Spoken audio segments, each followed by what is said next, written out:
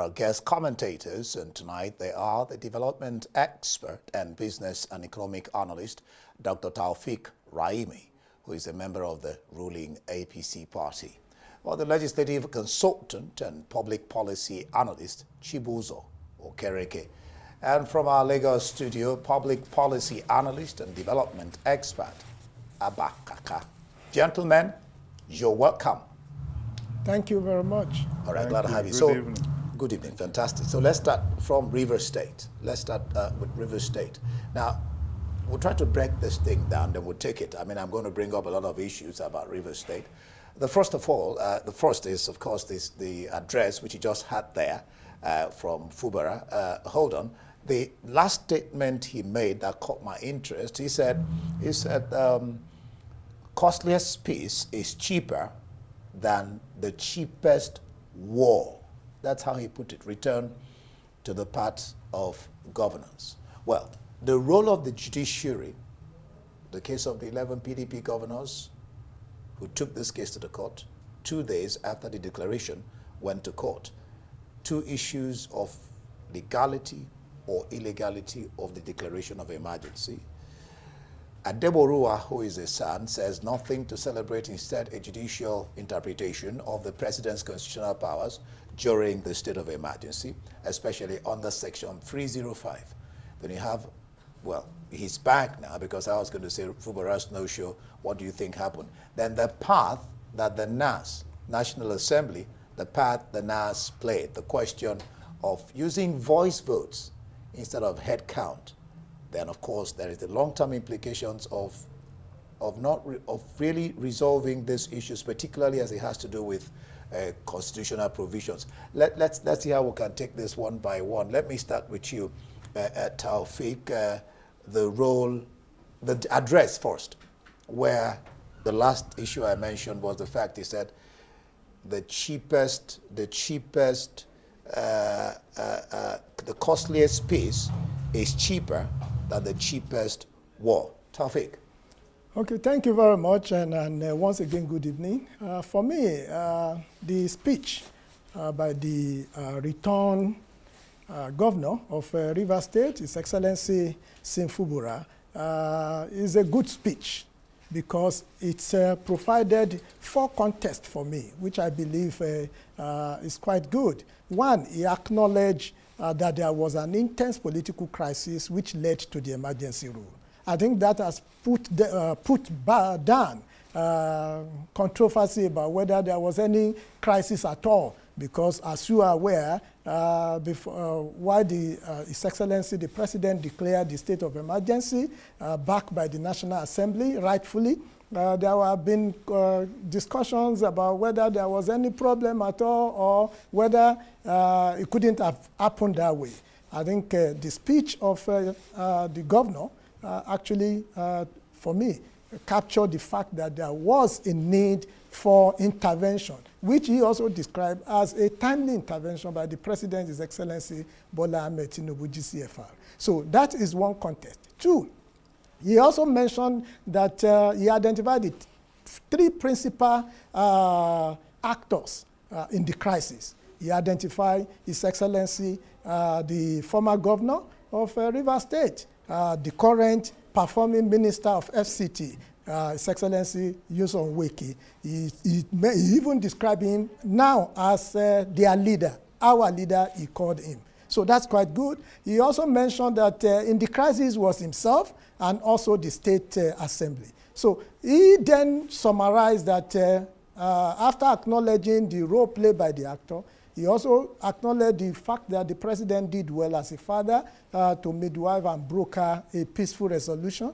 The third element for me in the speech is the fact that he said peace has returned and that they will now focus in the continuation of a democratic rule and the fact that they will continue to seek ways to develop their state. The fourth aspect, which is also good for me, is the fact that he recognized what I've just advised 2-3 days back on a different channel, that is on News Central, where I had thought about,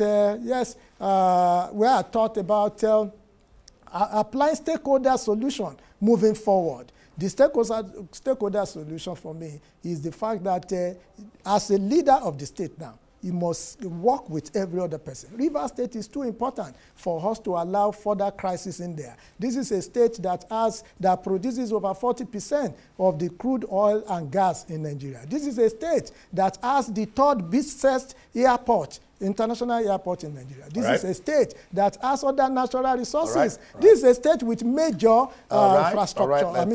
I think it's important that his speech is very good, and I want to encourage him to continue to act based on his speech, which is to work with everybody to make sure that the state is now focused on the delivery of dividends of democracy to Nigeria. To the state. Thank you. To you, Chibuzo Okereke. Some have spoken that over the period, 11 PDP governors, if you remember, took this case to the court. The court has been quiet all the way.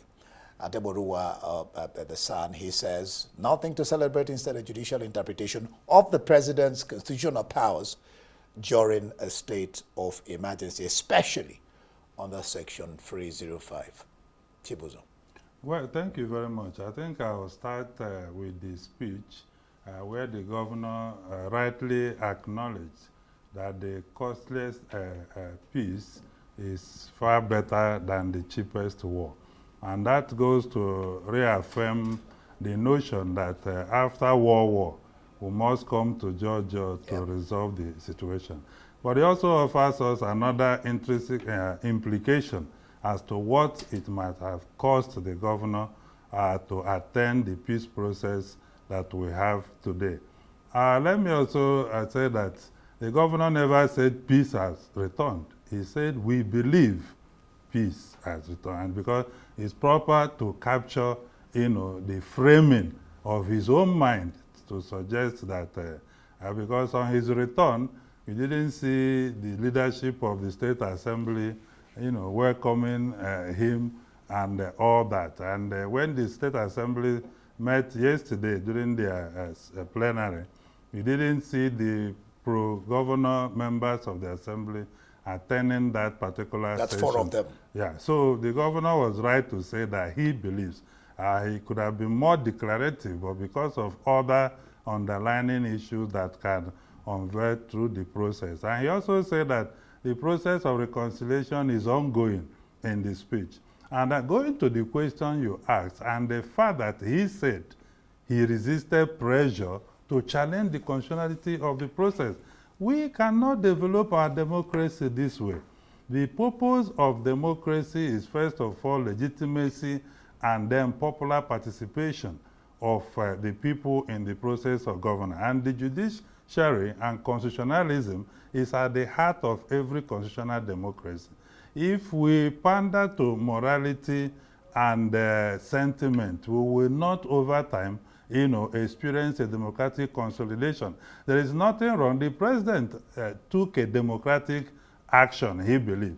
The president did not send in troops to Rivers State to start shooting everybody or locking everywhere. He exercised powers under Section 305, which is now questionable as to whether he is right, in terms of the provisions of Section 305. In terms of suspending the government. Suspending the democratic institutions, yes, in the state. So the governor saying that he chose to accept and cooperate, and maybe that is what is referring to as the costless peace, because you see, that decision, though it has worked out for him, he's back to the office, but it will not help our democracy to develop. And we urge the judiciary also not to be quiet. There is nothing wrong.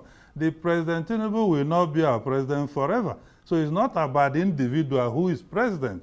It's about nurturing and developing our democratic institution that is important.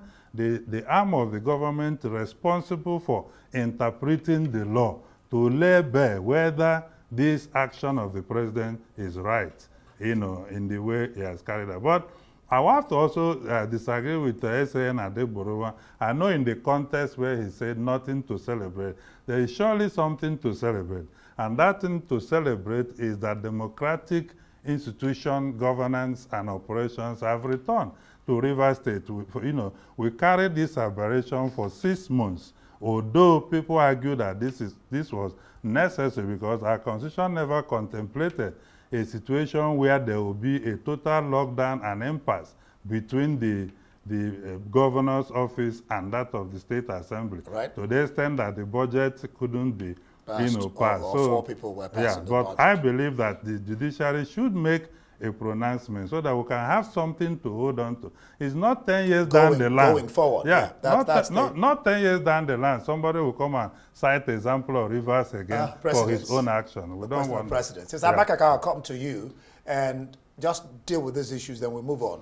The path NAS played, the question of voice votes, instead of what the Constitution says, head count, 2/3.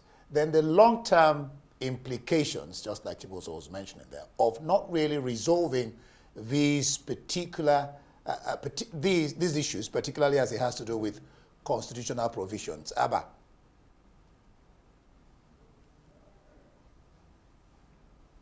Hello, Abba. Can you hear me?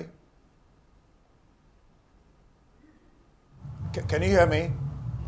And good evening. Yes, I can hear you. Good evening, and thank you for having me here.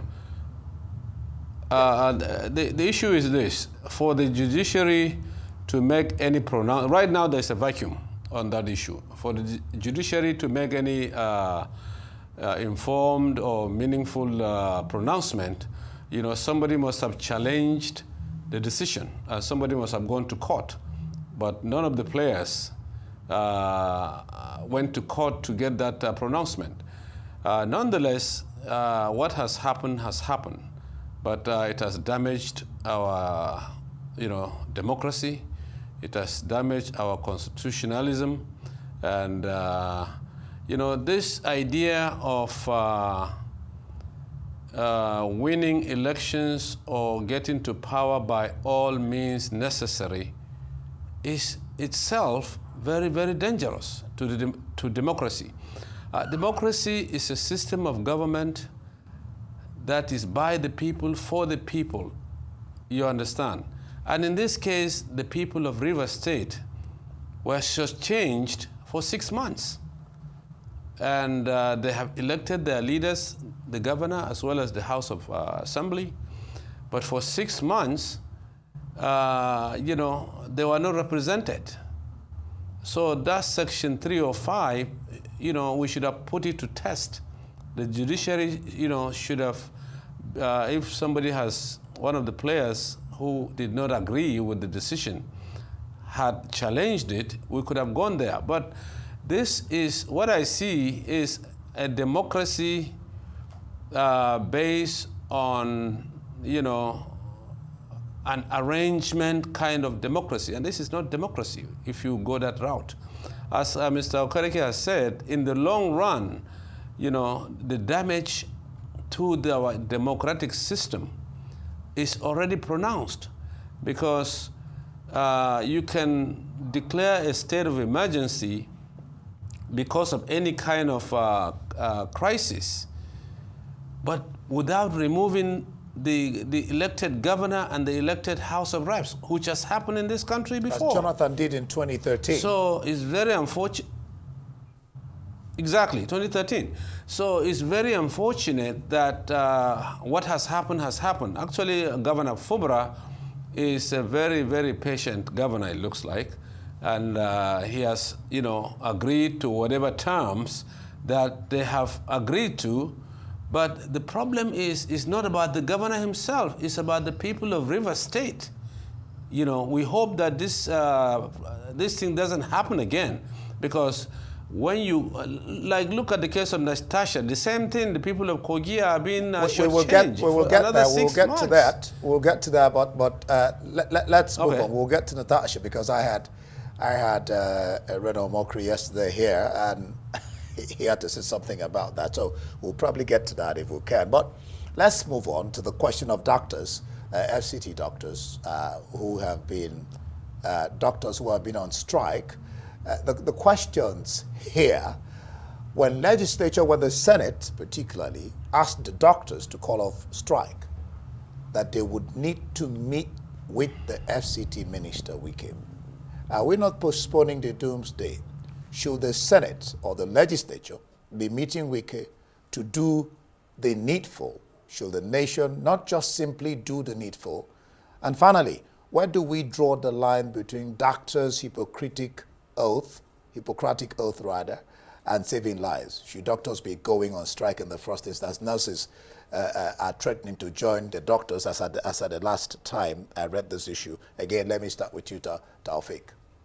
Yeah, you see, the issue of protest, strike, is allowed within our employment public sector, as it were.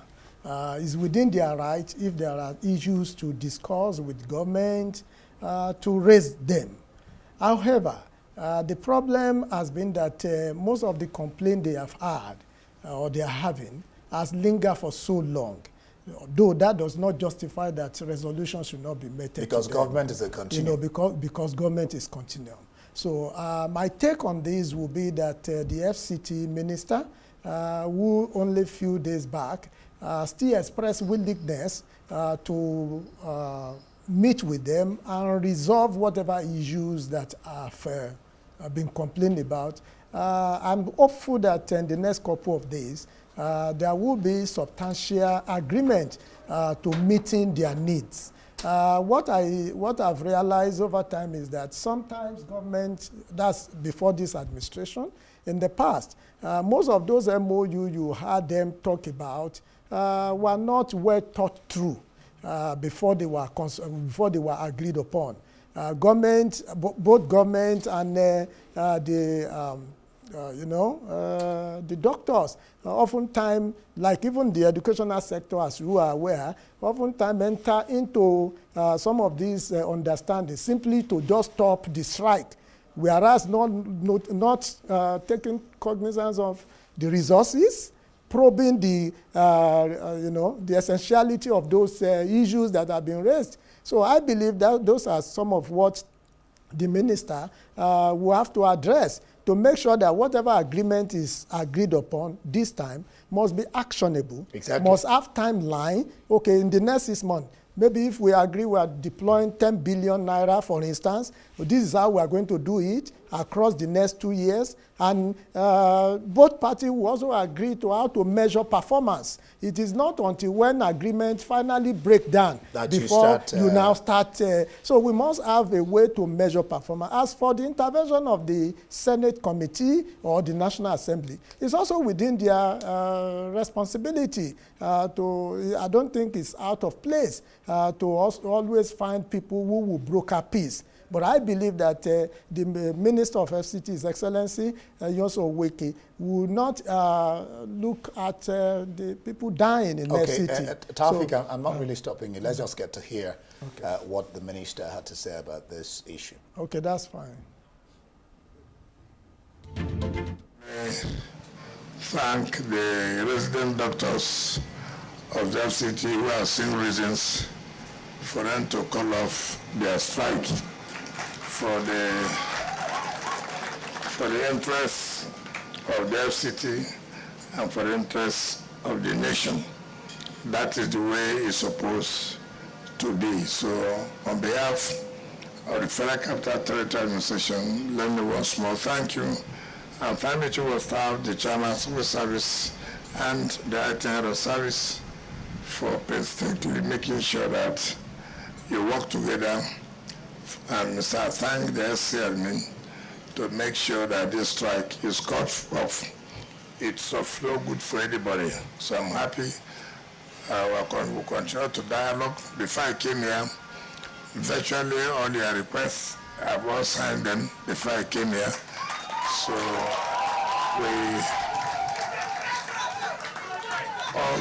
all we have asked for is give us ample opportunity to dialogue with you. There's no need of blackmailing anybody. Chibos, or the last line, were they blackmailing the government? Or the government, I mean, okay, let me just leave it in for you to say. What do you make of that last line? And of course, the fact that everything has been signed, could it have been done earlier?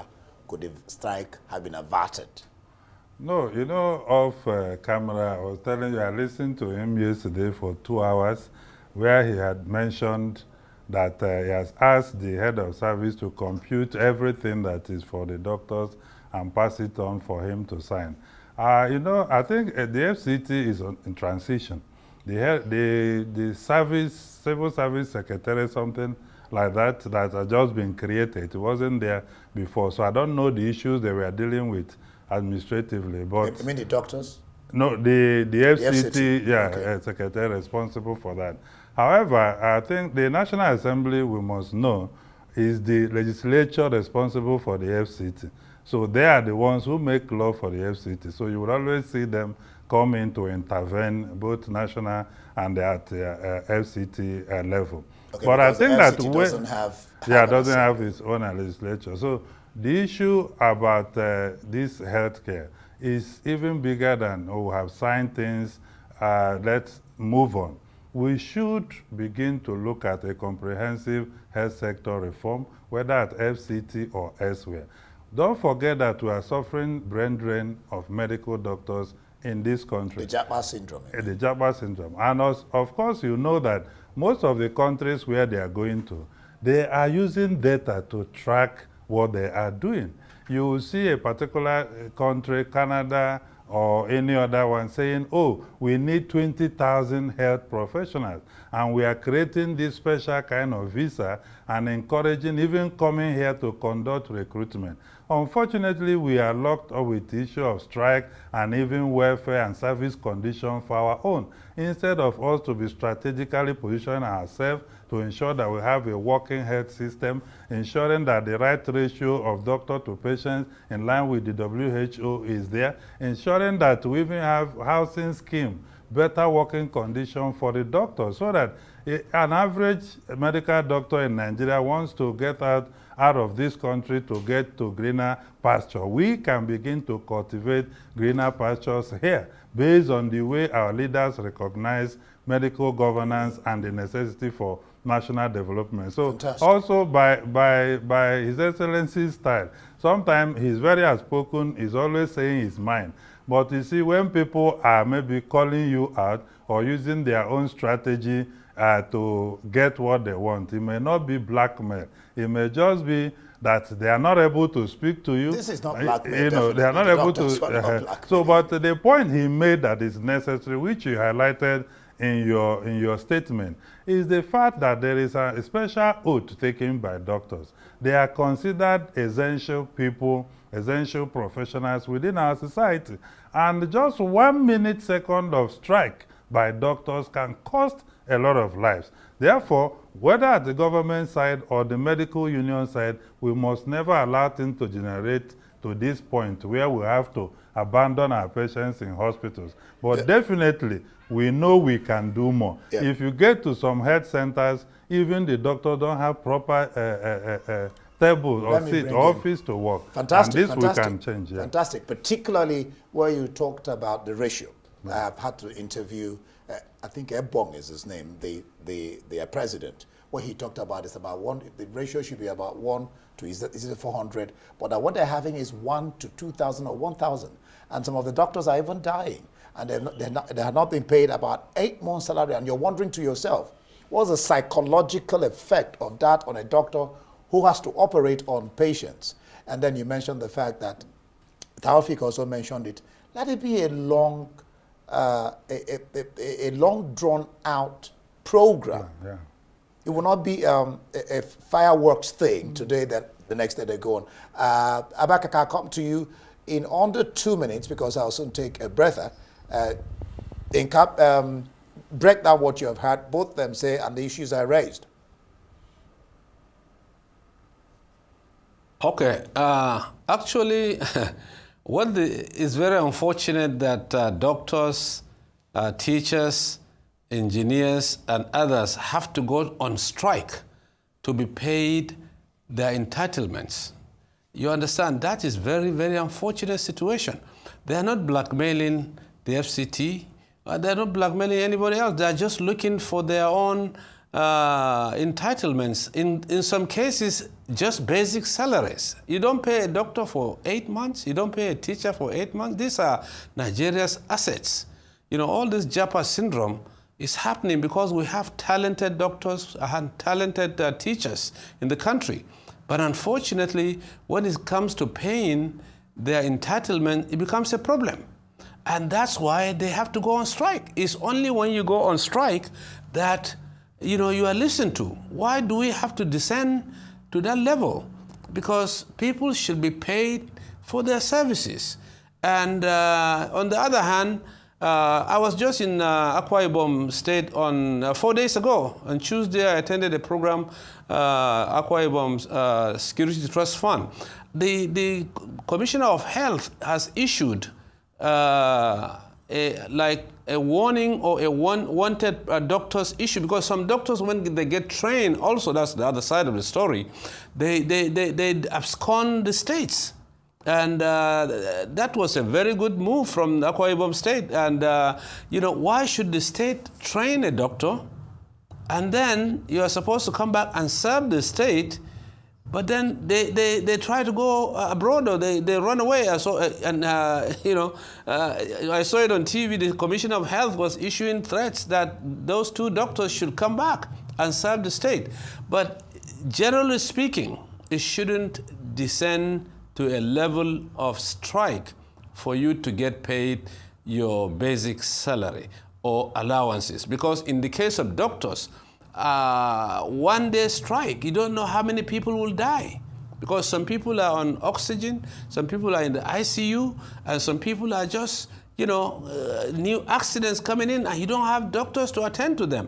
As you can see from your clips, that, a lot of Nigerians are unnecessarily dying because, basic salaries and allowances that are owed are not paid. Also, another aspect is always agreements are not honored. Governments, whether in the state level or the federal level or FCT, needs to honor agreements, because Nigeria is very, very notorious for not honoring agreements. As you know, there are several cases where in London they took even the president's plane at one time, and the Nigerian house was about to be, put on hold for Right. to be, for honoring, not honoring, those kind of things. Right. So it's very unfortunate that doctors are the best professionals that we have because they save lives. All right, Abba, thank you so much. Taufik alluded to the same thing. Even Chief was at the question of try not to do what you need to do and don't wait until the strike comes and then honor the agreement. If it's, like you said, Taufik, if it's 10 billion you're setting out, do that and solve these problems headlong once and for all. Talks. You're still watching Rights Prime Time, by the way, and I still have Chibuzo Okereke, Taufik, Chibuzo Okereke, Taufik, Raimi, and of course Abba Kaka there in our Lagos studio. So let's discuss the economy. If you take me back to where I was before, I'll do a thank you to you very much. But all right, while we wait for you, for the 5th time, inflation, as it were, down. But farmers say you cannot use announcements to force prices down. That's what the farmers are saying, and they're saying transportation still high. Cost of living still high, even though some food items have come down. We're looking at the economy now.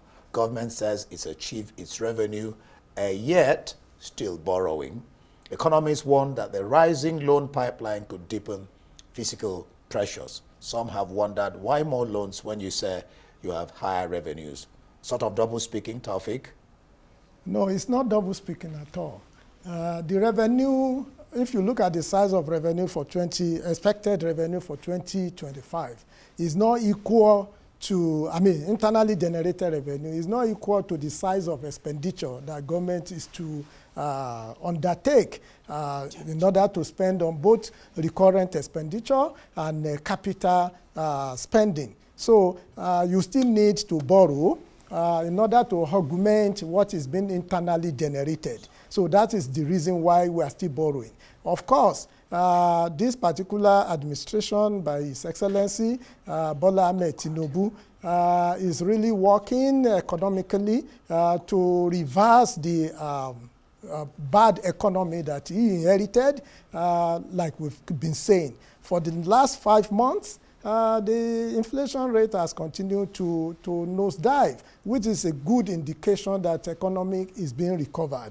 I had said that there will be, for us to enjoy full economic recovery, it will happen on 4 phases based on my conceptualization. The first is to bring economy to stability, which the current administration has achieved. That is when we are going to, that is why government has been able to pay. So for you, the economy has stabilized now? The economy has stabilized. Like I said, there will be 4 phases for full economic recovery. Maybe I'll run down quickly for you. Number 1, is economic it on the stability. way of stabilizing or stabilized?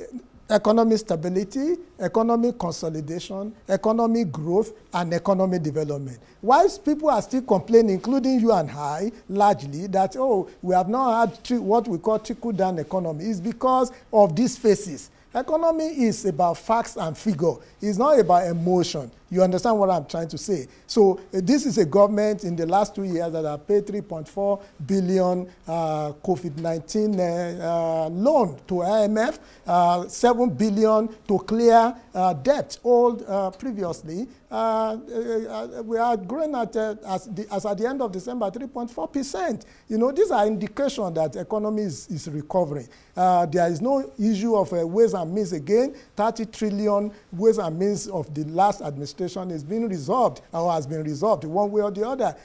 We have a foreign, our reserve building up to $45 billion.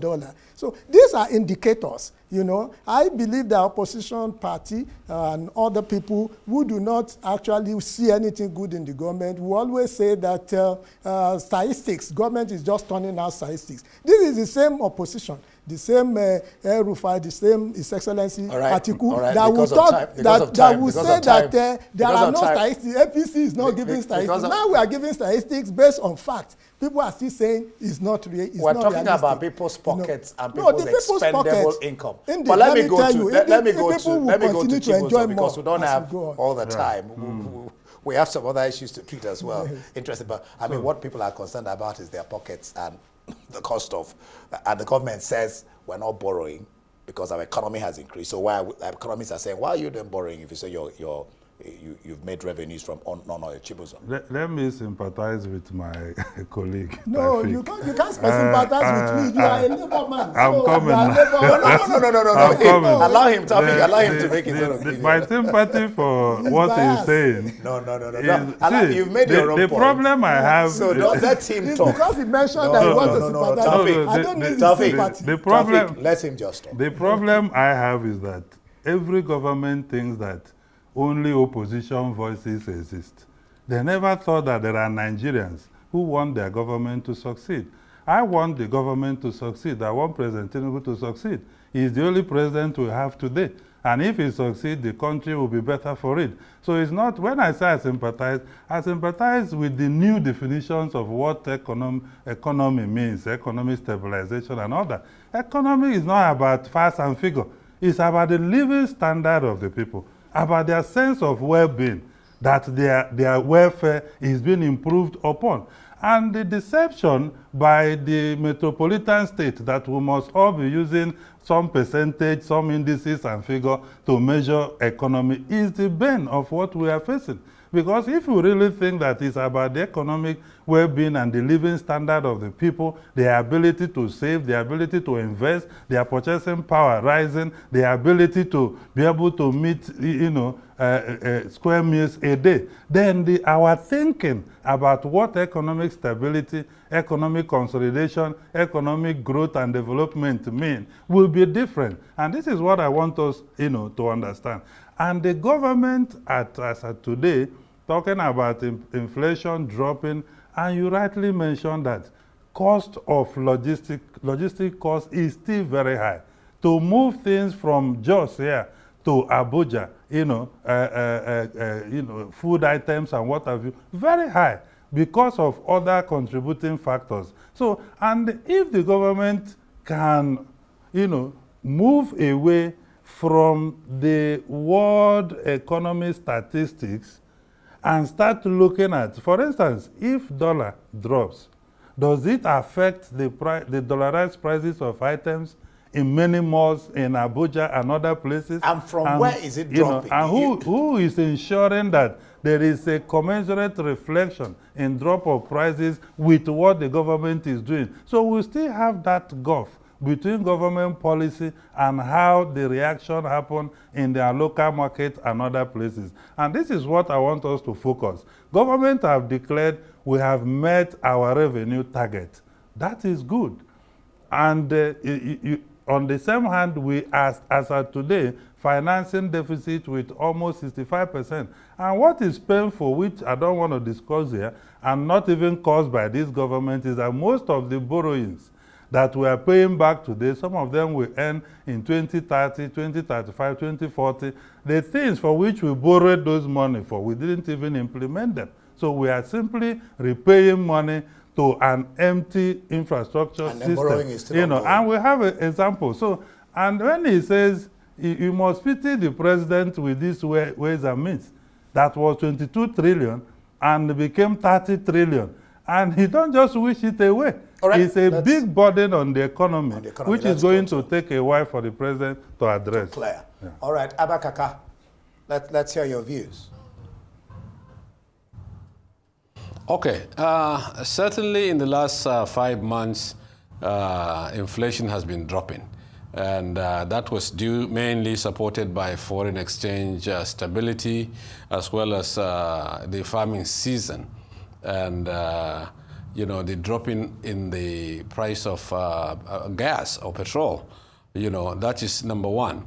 And even the Nigeria's rating by both Moody's and S&P, Standard & Poor's, has moved up to B3, which is at the level of stability, stable. But, the thing is this. What is happening is it does not trickle down to the common man. So from the experts, economic experts that I have been speaking to, they're telling me that unless and until the inflation drops to about 12% or less, right now is 21.7 or 21.8%, is still pretty high. But if it drops to about 12%, then if you go to any market in Lagos or in Abuja or Maiduguri or anywhere else, you can now feel the impact of the inflation dropping. But unless that is achieved, the economic managers need to do more. They are doing their best under the circumstances. I think that's the word. But they need to do more. That's the word. That's the Pardon word. me? That's the word. Let's go on. That's the word about Kaka, the phrase. Exactly. You use there, they need to do more. And if it gets down, I mean, like Chibuzo said, exactly. Who doesn't want Nigeria to the succeed? purchasing power of the common man, is still very, very weak. Thorny issue. People don't have money in their hands. All right, let's go. I'll stay with you. I'll come back to the gentleman in the studio. I'll stay with you. Bandits abduct 43. This was on Monday. On Tuesday, kidnappers, they kidnapped 12.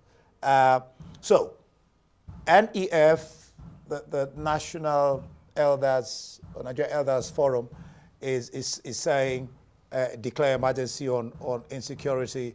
The Northern Elders Progressive Group, they are saying dialogue with bandits. There was a case of security experts said that to effectively address insecurity, state governments in the north, northwest, must collaborate against bandits in that zone.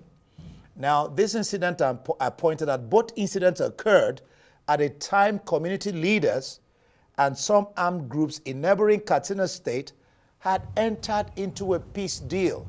And so some are saying dialogue with bandits, with terrorists. And so the question is, do you dialogue with bandits, with terrorists? Do you dialogue with armed robbers? Ali Kefi, Major General retired, says that's a failure on the part of government. What do you think? Abba. Abba, it's you. Okay. Okay. Let me come in. Okay. Actually, the issue of this security is that we have to rejig our security system. The way things are happening in Zamfara, Sokoto, and Katsina is very, very embarrassing. That people can be slaughtered like that, and we go to bed as if nothing is happening. The president needs to set up timelines, you know, and deadlines for these security chiefs to perform. As far as I'm concerned, both of the ministers of defense who are from the north are not performing. Let him fire them. Let him fire both of them right now. You understand? Enough is enough. We can't continue to be slaughtering individuals, citizens in Nigeria, and then we go to bed as if nothing is happening. You know, as I told you, I was in Akwa Ibom 4 days ago. It's a very, very peaceful state. Why is it that we are not declaring emergency on security? Let's fire all these generals who are not working. You know, the budget of Nigeria, I mean, the budget of security every year is going up, and so does the insecurity. That is unbelievable. It's a contradiction. Something is wrong. Mr. President, you need to fire these people. Anybody who cannot bring results to you has to go. People are being killed in Katsina. You know, it's enough, it's enough. All right, let me bring in Chibuzo. Enough is enough. Fire the people working. I want to be able to get more things in. So let's reduce our talk. But what do you think about what I just brought? I don't think firing them is the way to go. And the two people he mentioned, they are not in charge of operations or tactical delivery of. They are responsible for policy, the national security architecture. Yeah, but the people on the ground work with the policies that they develop. Yeah, but you see, we have to look at both at the strategic, operational, and but the policies level. Are not working. Who is doing what? I understand because I'm just coming from a national security course on non-kinetic measures that we need a well-coordinated non-kinetic approach to this particular issue. Dialogue with bandits? No, that is not, it's not about, I don't even support anybody dialoguing the with anybody. They said it was the NSA who said, what he actually said was non-kinetic, but they took it to mean that. So there are many things associated with non-kinetic. There are information-based non-kinetic. There are also governance. And where I'm speaking to is the governance non-kinetic. We know that poverty and inequality and exclusion is at the heart of most of the things we are going through. Most Nigerians at that level in those zones don't even recognize themselves as Nigerians because they don't know how local government system caters for their welfare. They don't know how the state caters for their welfare. Every time we speak about insecurity, it's about what national government will do. And it's not supposed to be the case. This is a responsibility of everybody at all levels of government. And what Nigerians must know, in any language they need to understand it, is that the local government has been established to take care of grassroots development of the people. Let me bring in Taufik because of my time. That is important for them to start doing. What Chibuzo is saying, that these people are ready-made because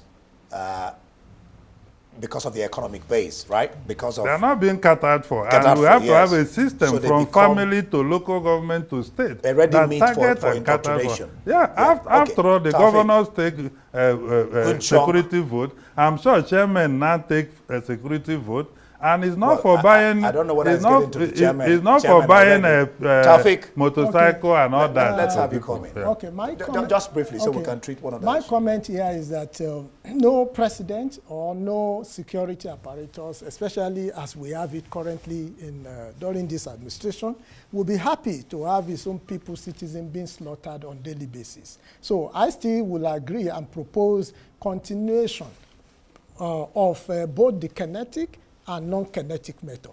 The kinetic method will be to do fire for fire, wipe out those recalcitrant criminals, because we must call them the way the real name that they are. The terrorists, the bandits must be flushed out. They are criminals. However, there is also the part that has to do with non-kinetic. And I think this should be understood within the context of good governance, provision of enabling these people, especially in the northern part, to have access to education, to also have a reorientation of the people, to also make them gainfully employed, not only in terms of formal education alone, even skill acquisition. So at this point in time, the National Security Advisor, Nurul Ribadu, alongside all the other security operators who are doing very well, should now have what I call, between now and the end of the year, what percentage of security insecurity are we going to reduce? Because I've always said this. Timeline. It is not just only timeline, and if they are not meeting this timeline, I've said it severally on this program. Response time. That Timeline, look, response they time. should be they should be accountable. Not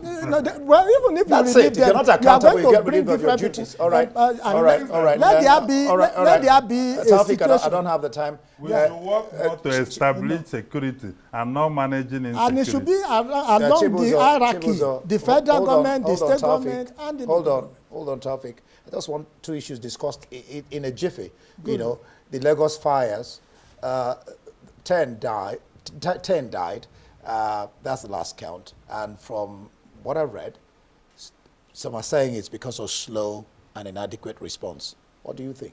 Okay, for me, I would just say that oftentimes most of our problem, we are not being too preventive. Rather, we're always going to... My time is going. We are usually reactive instead of being proactive. Be proactive instead of reactive.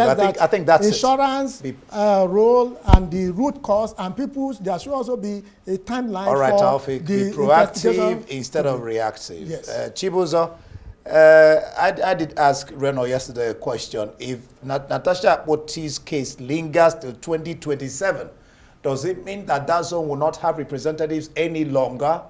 If it lingers till 2027, she will simply go to the pool and recontest. See, the institutional design of an arrangement of the legislature is completely different from that of the executive. The legislature, it runs a 4-year term that stands dissolved at the 4th year. Our prayer is not for it to linger to 2027. I think that the distinguished Senator Natasha has a responsibility to reaffirm her commitment to come and represent her people. So, instrument two in her suspension resolution requests that she should apologize for her misconduct within the Senate plenary. No, but her time has lapsed. Yeah, I want to bring her back. Her time has elapsed, and the MBS says pending court case should not stop her from resuming her duties. Abba Kaka, you have the last word, very briefly. Okay.